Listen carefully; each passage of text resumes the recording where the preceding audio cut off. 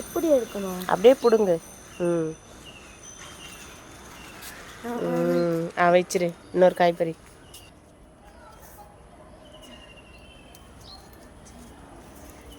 Today going to beetroot harvest. சூப்பராக இருக்குல்ல? இரு.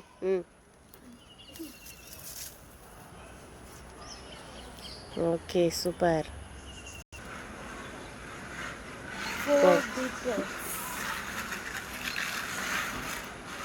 ஐயோ கடவுளே, ஏசப்பா. பரி.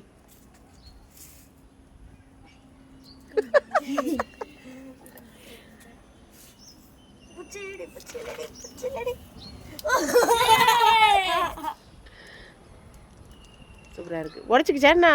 இல்ல, இது நீட்டா இருக்கு. சூப்பர்.